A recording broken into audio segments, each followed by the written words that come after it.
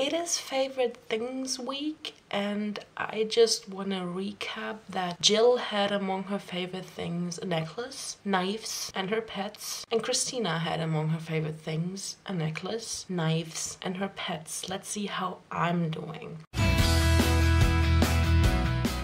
About a year and a half ago, I got a call from my parents who told me that there had been a fire at our home, even though nothing was really damaged by the fire, or the damage was not that big, that the smoke, the toxic smoke that had come from the fire had gone through the whole house and that we had to clean every single thing, which was a long and arduous process, and it took a lot of time and patience and nerves to clean that out. But it made me once more realize that things aren't that important, because I went through my room that I grew up in and it didn't have that many things, because of what's important to me I took with me when I moved out, and the stuff that was left was just old school transcripts and my books. Those I kept, of course, but I realized that there is so many stuff that I have that I don't really need. And when I was thinking about making this video, I once again realized that things aren't that important. At least to me, it's more about people. If there was a fire, there wouldn't be that much that I had to grab when I ran out. Most of it is replaceable, but still I do have some things that are very dear to me. So number one is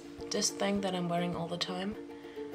This is a little hammered silver square that I got from my mom. It doesn't really mean anything. It's a square and it's silver and it was pretty, so she bought it for me. I still love it and I wear it all the time and I really never take it off. Number two on the list was knives, if I remember correctly. I got knives.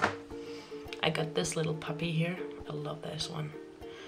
I don't know if I would grab it if there was a fire, but I love it nonetheless. It's a Zwilling chef's knife that also my mom got me, actually, and it is used for everything, you know, chopping vegetables and meat, killing people, whatever is needed. And I got another knife that I like actually pretty much. This one I got from my dad for a change, and I think it came with a drill or something. It's from Bosch, but it's a Swiss Army knife. And it has everything that a Swiss Army knife needs. And it has this fruit sticker on it that I remember my dad putting on it right before I stole it from him. So my dad giving it to me is maybe a stretch. I think he has asked for it back. So knives, check that off the list. Pets. I don't have pets. I never have.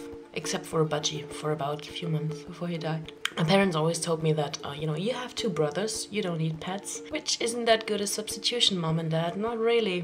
Brothers, oh, well, they bite. They are cuddly at times. They are very dirty. Brothers are pets. Huh. We never had pets because my brothers both have asthma and animals usually produce dirt. So except for my very short bird owning interlude, I never had pets. That I cannot check off the list. I do, however, have something else that I found that is one of my favorite things in my room, and it is this picture. Oh, you can see that perfectly, not as the camera. Maybe you can see it. See that little white-haired thing? That is me in 1990, so I was a few months old, and the guy with the epic beard, that's my dad. And we took this picture for my great-grandma, whose maiden name was Lacoste. Paula Lacoste, that's where I got my middle name. That would be a picture from my very first holiday, I think. Maybe my first time abroad, I don't know that exactly. And it's one of those pictures that I have one copy of, and I don't think there are any other scans, so that's what I need to do with that thing. I mean, look at that hair I had. That is awesome.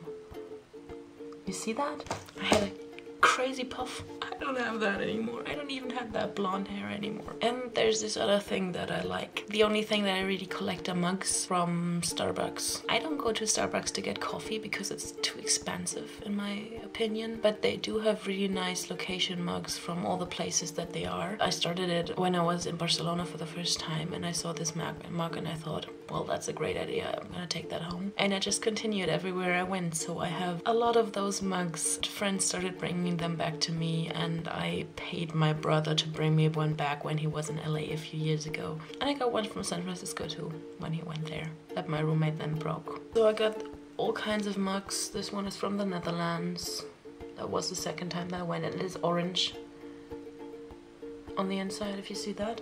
That's just what I got on my desk right now. I got rough from when I was in Munich at Oktoberfest, and you see that it has these pretzels. And that's the outline from the Oktoberfest, and it's blue like Bavaria. Those are a few things that I like, and we're gonna see tomorrow what Amy is gonna do with this column here.